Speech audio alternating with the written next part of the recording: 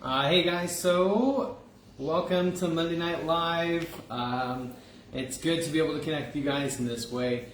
So today, of course, you know who I am. I'm Eric, and we have with me one of our students. This is Lavyin.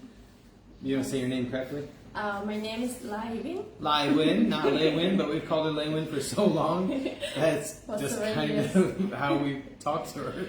So anyway, she's one of our students. She's been with us for about 7 years. And so I invited her today, this week, but also next week. So something that's kind of interesting is that this week I just wanted to sit down with her and kind of let her share her story a little bit so you guys can get to know the students in our dormitory, you know, so you can understand more clearly why it is what we do.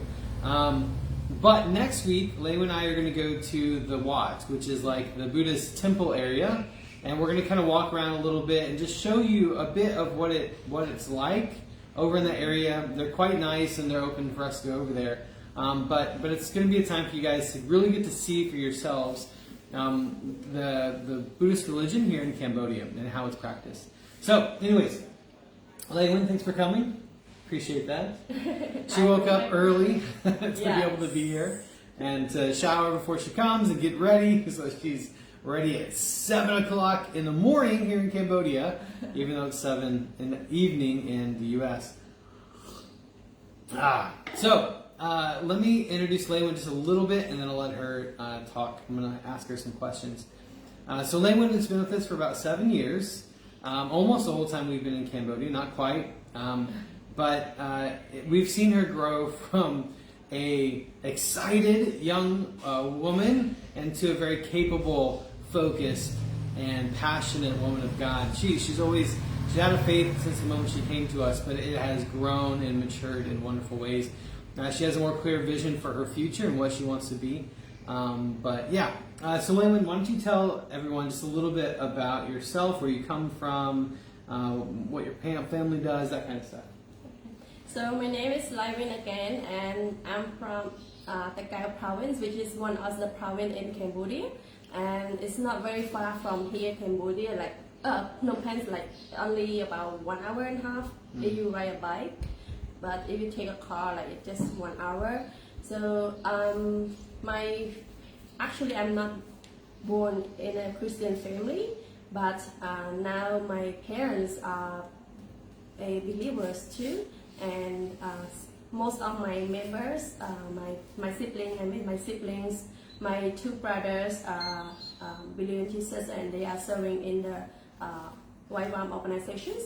And my parents now, they are getting old, but they are staying by themselves without any kids taking care of them. But luckily, like my sister and my 4th brothers, they are living in the same province, so they are often go and see my parents. And also, what else?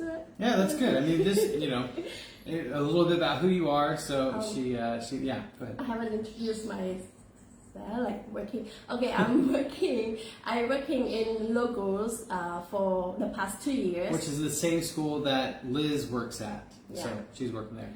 But as a TA of art and music, and now I'm moving on to working as a teacher in the Kingdom School, which is in the same organization or Asian Hope, and I'm now training in the 3rd grade to be a teacher, and I think I'm on the process of like God's give me the visions of bringing this gospel to us, to the kids through education. So now I am pursuing master degree of educational administrations, and I think this comes to my last semester for Her master's degree. my master degree. So Yeah. hopefully I could graduate this year by December. That's my hope. She will. Yeah. Yeah. So, yes. Let me highlight some of the things she said. So she's pursuing her master's degree for the purpose of having an administrative position in schools. She believes that the best way to engage the children in her community, especially in the poor areas of Cambodia, is through education and the gospel coming into their lives through that way. loving them well, educating them well, and sharing Christ with them. That's her vision. Kingdom schools, so within our Liz's school that she teaches at, there are 3 parts to it. There is Logos, well, 4, I guess there's 4, yeah. There's Logos, which is kind of geared towards businessmen, women, missionaries, stuff like that. It's a little bit more Western educated. Then there's Asian Hope, which is geared towards the Cambodian middle class, upper middle class, really trying to do Khmer and English at the same time. There's VDP, which is an after-school program that's amazing and so well put together. It's awesome. And they really focus on like helping the poor Cambodian children to catch up, because it's very difficult when you don't have money to be able to stay, anyway, within the system of education here, it's very difficult for them to really catch all this being taught and be able to move ahead well within the system. But now, Asian Hope Organization, the same system, is opening up another branch, and it's called Kingdom Schools. And the idea is to have a school in every single province of Cambodia within the next 10 years or something. It's a crazy, amazing vision. And the idea is that those schools are going to be all Khmer led. It's not going to have any foreigners that are at least immediate administration to it. Layman is being asked to think about and to work through as a teacher, developing her skills, and then possibly becoming principal of the first school in Battambang. And Battambang is the same city that her brother works in, which is awesome because that means there's family there and there's some more connection.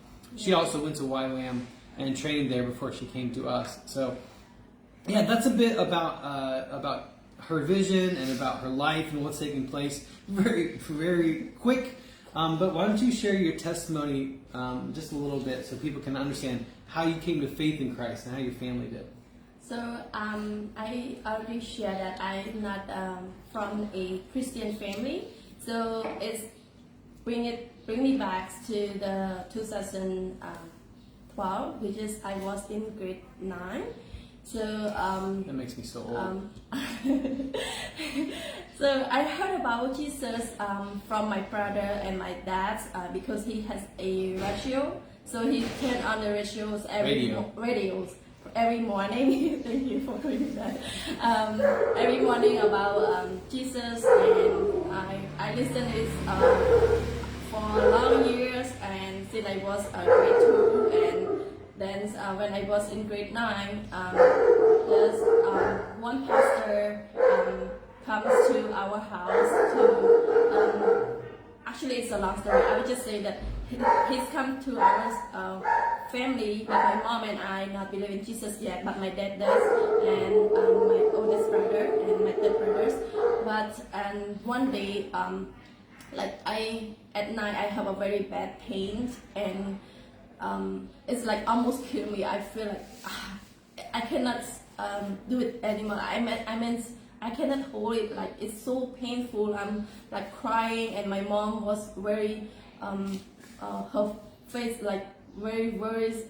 She worried like my dad also, and then she's like trying to get the painkillers to rub my belly, and it's still it's not go away. And then my mom tried to reach to the spirit in our house to get me better, but it's still not. And then it took like 30 minutes or something. Like I'm so painful, I'm crying in pain, and then my dad remember about the pastor that used to came to our house, and then he called to him. I don't know what time is it, but I know that it's night time. And then he picked up our call, and then we shares that about what happens to me, and then he prayed for me, and then he want me my mom to put the painkillers again on my belly, and then want me and my mom to put our hands on my bellies, and then he prayed, and then almost when he finished his prayers, like my pain just go away, it's like just gone. And then I'm like and feel like, wow, this is powerful. And but I'm still not believing Jesus yet until that night. I had a dream about one man. He dressed white and he waving to me like, comes to me, and then I saw like a temple, because I don't know that this was a heaven or not, but it's like a temple like behind him, and he's dressed white, and he called me, come to me, and I don't understand what does it mean. And then the next Sunday, then when the pastor come to visit our house again, he's like calm, and then usually when he come, I pretend to be busy to do something else, like washing my clothes, because I stay in the school. Like on Sunday is the day that I have time to wash my clothes. So yeah, I pretend to do something else. But that day, because he prayed for me and I got healed, and then I have a dream that, so I come to him, I join the meeting and like worship, and then after that I share with him about my dream, and then he said, oh, maybe that was the Jesus who want to call you to come to him and like to believe in him or something like that, like he saved you. So like that, and decided, the pastor asked me that, do you want to become a believer now? And I said, yes, but not really. Yes.